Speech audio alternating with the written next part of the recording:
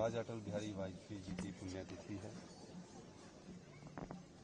सभी पार्टी के नेता उनका आदर करते थे और जब कांग्रेस की सरकार थी, माननीय राजीव गांधी जी देश के प्रधानमंत्री हुआ करते थे, तो उनको यूएन असेंबली में संबोधन करने के लिए माननीय राजीव गांधी जी ने उनसे अनुरोध किया और उन्होंने यूएन असेंबली को संबोधित किया। इस तरह की लोकतंत्र की प्रक्रिया उस समय थी। वो पहली बार 13 दिन के लिए प्रधानमंत्री बने, फिर 13 महीने के लिए प्रधानमंत्री बने और उसके बाद वो एक फुल टर्म प्रदेश के प्रधानमंत्री रहे। आदरणीय थे, सम्मानित थे, स्पष्टवादिता थी, अच्छे वक्ता थे और हिमाचल से उनका प्रेम था। ऋणी में उनका अपना घर था।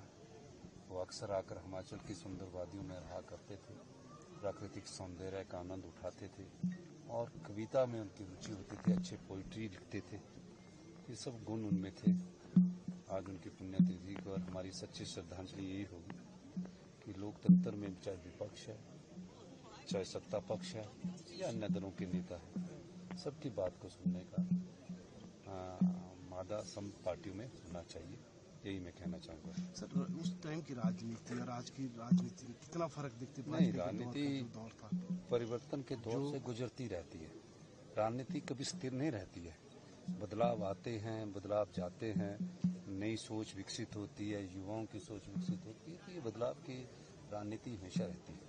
सर, आपदाओं से काफी नुकसान हिमाचल प्रदेश में हो रहा है। 100 करोड़ का आपने पैकेज अनाउंस किया है। मैंने मंडी के लिए स्पेशल 100 करोड़ रुपए का पैकेज की घोषणा की है और निश्चित रूप से उसका सबसे अधिक लाभ अगर किसी विधानसभा क्षेत्र को होगा तो पूर्व मुख्यमंत्री श्री जयराम ठाकुर जी के विधानसभा क्षेत्र में होगा और उसमें नुकसान भी काफी हुआ है।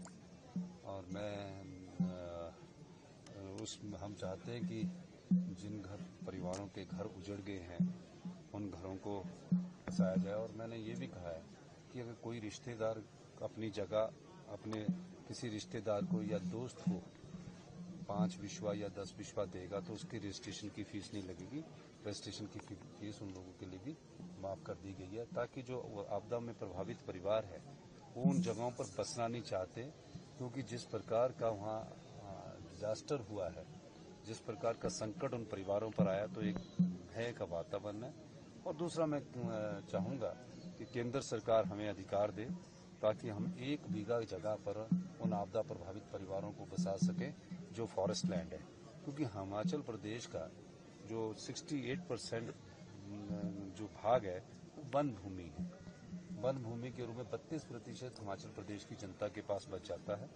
तो फॉरेस्ट में अगर हमें थोड़ा सा भी कानून में ढील देगी, मैं दावे के साथ कह सकता हूं कि आपदा प्रभावित परिवारों को फॉरेस्ट में जहां उन्हें अच्छी जगह लगेगी हम उन्हें 1 बीघा जगह उपलब्ध करवा देंगे।